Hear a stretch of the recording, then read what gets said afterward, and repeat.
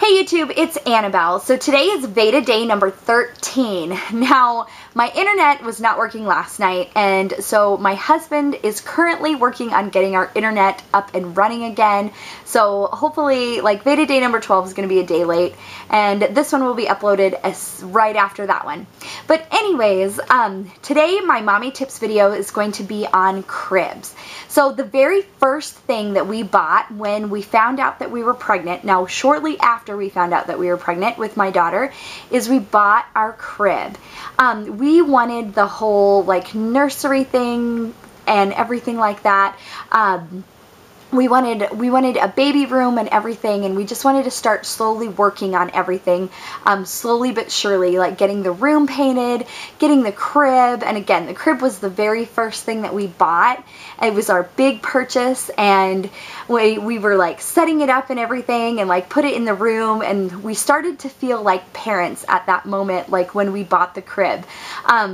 It was an exciting time and everything. We got our crib, the woodwork of the crib, to match the woodwork that we had already for the furniture that I had purchased already for living in an apartment that I lived in before I got married and stuff like that. But we had all of that furniture, so we wanted to buy the crib to match that furniture so everything looked like it went together. It was a really big deal, the nursery was. Now that I have had 2 kids, I realized that the whole like nursery thing is, it's kind of like a big huge like wedding celebration, how you dream of your wedding day and all of that, and you want everything to be perfect. And then once your wedding day is over, you realize that all of that time and energy was spent on one day of your life. Kind of the same feeling for me anyways. I know not everyone feels like this, but for me it was the same thing. The whole nursery thing is not that important for like kids when they're little.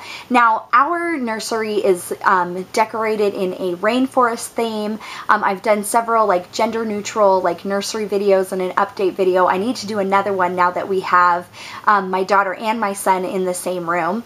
But if I had to do it all over again, I wouldn't have been so concerned about the nursery. And one of the reasons why is because for the first around 6 months of your baby's life, it is recommended that they sleep in the same room as you. So when we had my daughter, she wasn't even using that room until she was about 5 to 6 months old is when we started transitioning her into her crib. So we didn't use her crib until, like I say, she was about like 5-6 months old when she actually used it. And then she only used it for a year before we transitioned her into her big bed. Now, we were pregnant with our second child at the time, so we wanted to move our daughter into her big bed and everything so that way the new baby could use the crib. But, so we ended up getting a crib for the whole nursery feel, and I just think that it was a expensive purchase that wasn't used for very long. Now, we did get a crib that is convertible into a toddler bed, and then it converts into a full-size bed, I think is what it is. So we did do some good planning, that we planned on like making it into a toddler bed and then making it into like a full bed, which is a wonderful idea if you're only planning on having one kid, or if you're planning on having your kids like spaced farther apart than what we did. See, now our like issue why we didn't put our crib into a toddler bed and we transitioned our daughter into her big bed, which is a queen size bed, is because we were planning on, and we were already pregnant with my son. So, and my daughter could crawl out of the crib. That was another thing. And when she could crawl out of the crib, then it's definitely time to switch your child into a big kid bed. But anyways, so we had great intentions of like having a bed that converted, but we needed to use the crib again now that my son is here. So we wanted our daughter in her big bed. And so I just don't feel that we got adequate use out of our crib. And again, if I had to do the whole thing all over again, I would have just bought a pack and play that fit the rainforest like theme or the colors, something along that lines, because you can buy pack and plays with attachments to it that has the bassinet insert or attachment, whatever you want to call it. They have changing table attachments. They have like infant like snugglers that like you can get with pack and plays. Like a pack and play pretty much can be your one-stop shop for what baby needs. Now, we did use our pack and plays, and again, I talked about that yesterday in my pack and plays video, but we used our pack and play for the first 6 months, and we used our pack and plays for nap time. So the only time that our crib was used with my daughter was for overnight, and again, we could have just had a pack and play in her nursery, and now that we have my son, and he is transitioning, he will be 6 months here this next week, but when he is transitioning into the crib right now, I almost like wouldn't have put him in the crib, but since we have it, we're going to use it with him as well. And once he gets a little bit older, probably coming up this next spring or summer next year, we will transition him into a big bed as well. So then my daughter and my son will each have their big beds. So again, I just don't think we got enough use out of it, and with all of the safety precautions and things around cribs, again, since we have our crib, we are using it, but my personal recommendation is like, you don't need the crib per se. You can get a pack and play to use as your crib, and your pack and play can grow with your child. But a lot of people don't want their child sleeping in a playpen because they feel like it's a playpen.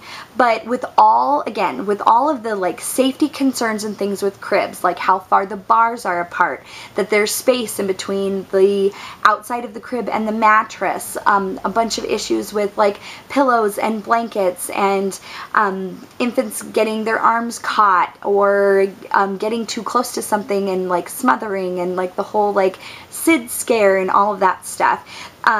There are so many different products now for crib safety. There's a flat like bumper and a breathable bumper and things like that.